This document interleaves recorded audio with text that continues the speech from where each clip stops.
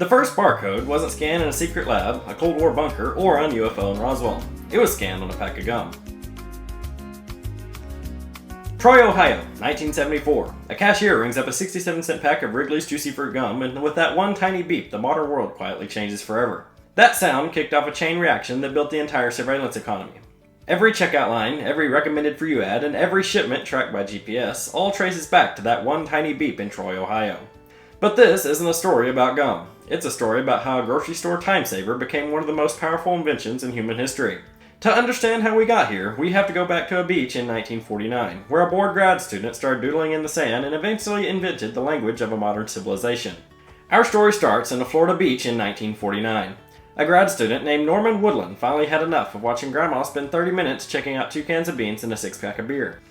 He wanted to make shopping faster. He's sitting on a beach thinking about Morse code, as one does, when it hits him. If dots and dashes can send messages, then maybe thin and thick lines could too. So, right there in the sand, Woodland drags his finger across it and draws the world's very first barcode.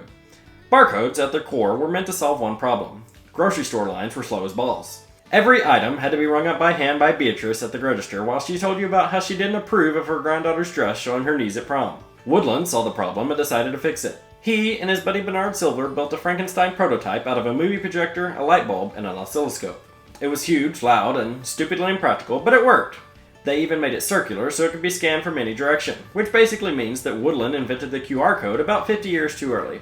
In 1952, they finally got their patent for something called a classifying apparatus and method, which is an incredibly stupid name.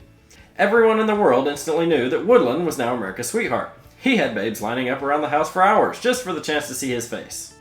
Not really. Computers were still room-sized monsters that needed punch cards just to say hello, and lasers weren't really invented yet. Woodland was about 20 years too early and nobody really gave a crap. Out of money and patience, he sold the patent to RCA and went to work for IBM, doing things that aren't important to this story. Woodland's idea sat around collecting dust until the 1960s rolled around. Lasers existed now, and computers could finally fit in the bed of a truck instead of taking up an entire building. So, naturally, grocery stores started using the barcode, right? Wrong. What did start taking up new technology, you ask? The thing that's going to make all of you autistic people perk up. Trains. Gentlemen, you had my curiosity, but now you have my attention. Before the grocery industry jumped in, rail companies started painting red, white, and blue barcodes called car track on freight cars. The idea was to scan each one as it passed by. Fast, efficient, and patriotic. It worked great for about 5 minutes until somebody realized that trains go outside through the rain, dirt, and mud. After a few years, those crisp stripes turned into smeared rectangles, and the scanners couldn't tell if it was just a locomotive going by or just drunk Lizzo playing on the tracks. By the early 70s, the project was abandoned, but back at IBM, Woodland still hadn't given up. The grocery industry was drowning in long lines, mispriced cans, and manual inventory. They needed a fix. Dozens of tech companies pitched their ideas, including RCA, the same one that bought Woodland's patent. They used his original circular barcode design that could be scanned from any angle. The only problem? Printers in the 1970s were so bad that the circles looked like that mole that your mom has on her back. So, Woodland told IBM, hey, remember that thing I invented 25 years ago? IBM dusted off the concept, flattened the circles into rectangles, and refined it into something that could actually be printed and scanned reliably.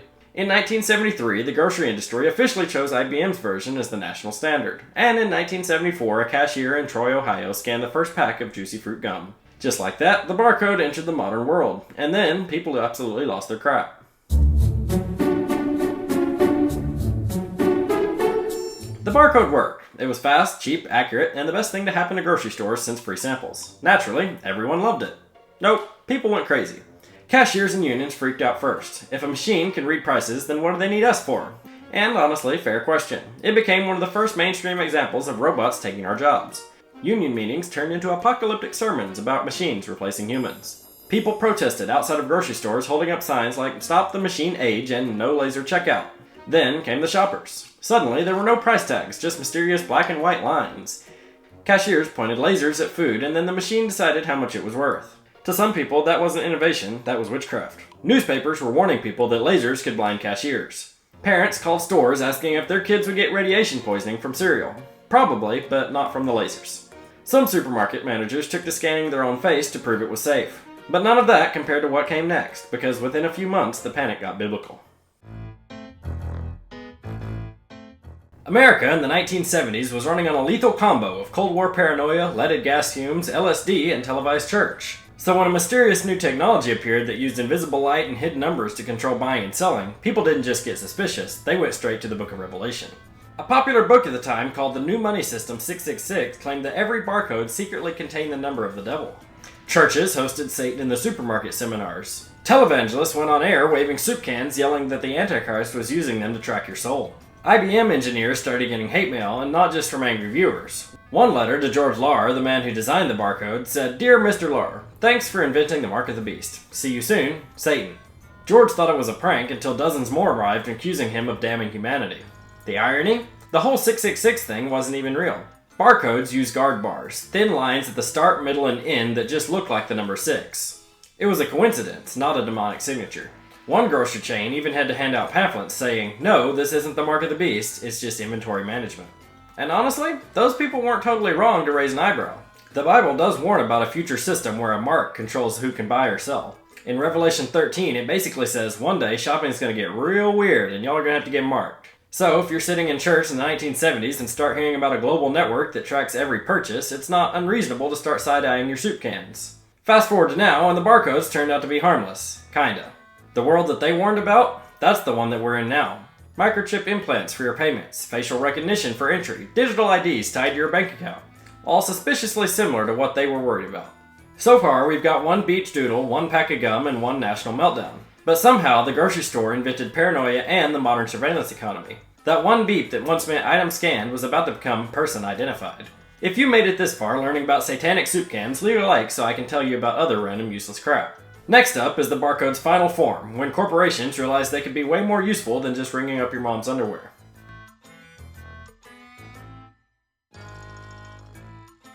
At first, it seemed harmless. Grocery stores just wanted to know which cereal sold best or when America collectively decided it was time for another round of Depression ice cream. But that data kept piling up until someone in marketing finally said the quiet part out loud.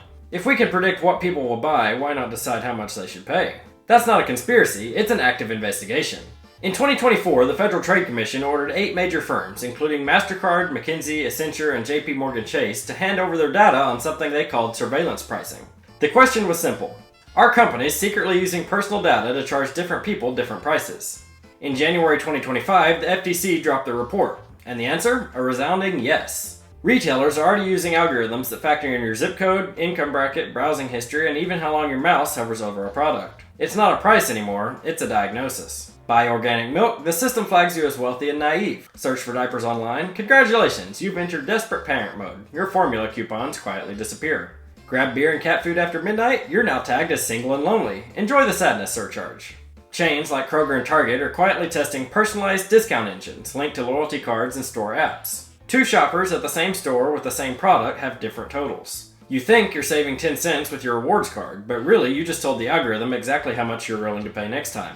When asked why they do this, companies said it's about their personalized value and enhancing the consumer experience. Translation, we found a way to make you pay more and thank us for it. Here's the fun part. There's no federal law stopping this. Only New York has even tried. They passed the Algorithmic Pricing Disclosure Act, which simply required stores to tell you if their prices were personalized. Retail lobbyists immediately sued, claiming that telling the truth violated their First Amendment rights. Because in the modern grocery store, you're not shopping for food, the food's shopping for you.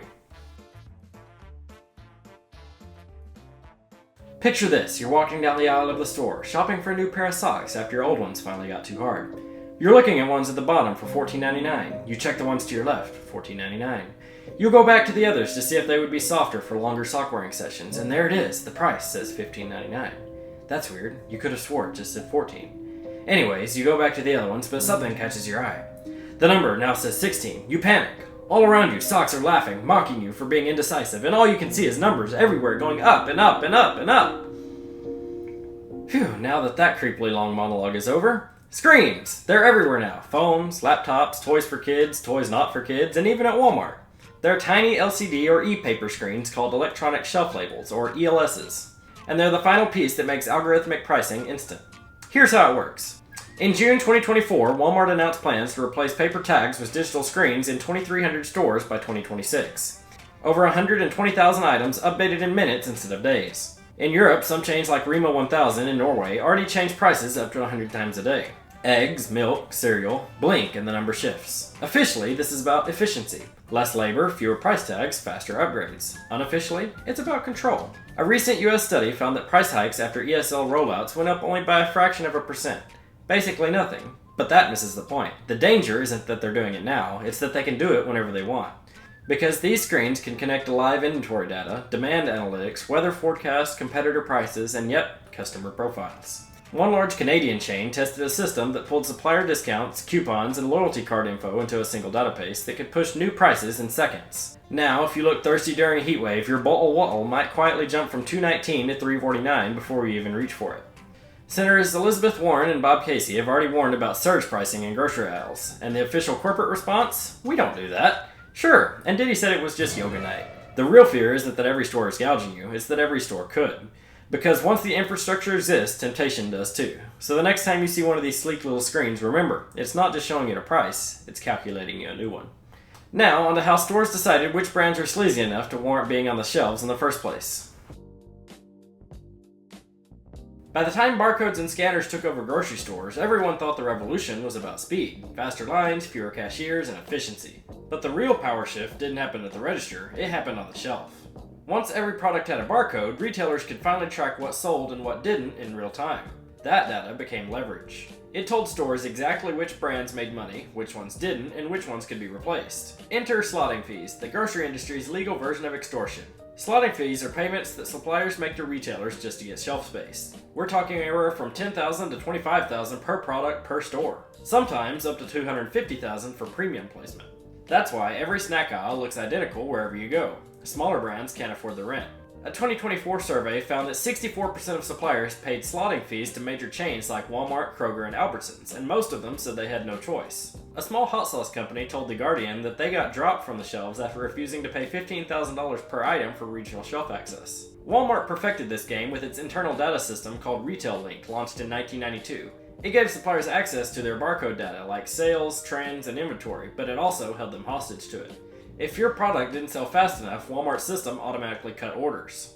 Even PepsiCo's CFO complained. In 2022, he said that slotting allowances and data fees have become an unavoidable cost of doing business. If even Pepsi is complaining about protection money, you know that the smaller guys don't even stand a chance. So next time you walk through the grocery aisle and wonder why every bag of chips is owned by Pepsi or Frito-Lay, this is why.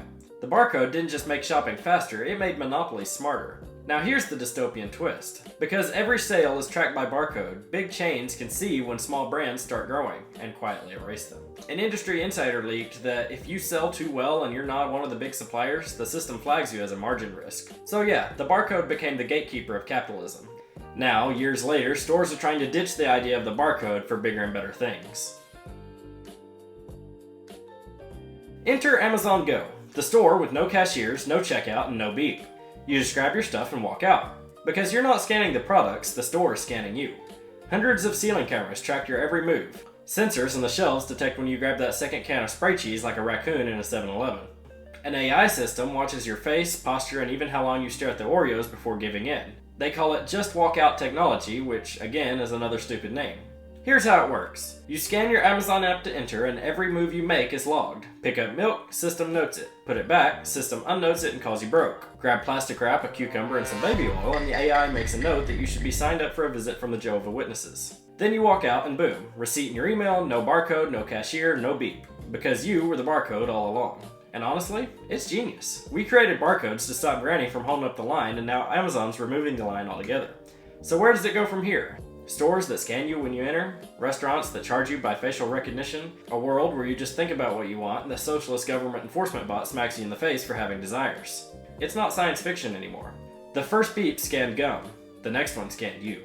Anyways, my name's Ed Dumps, and thanks for watching this deep dive into the world's tiniest apocalypse. If you enjoyed it, leave a like and tell me what you want me to cover next so I can make more of these videos. For now, thank you, I love you, don't die, and kiss kiss.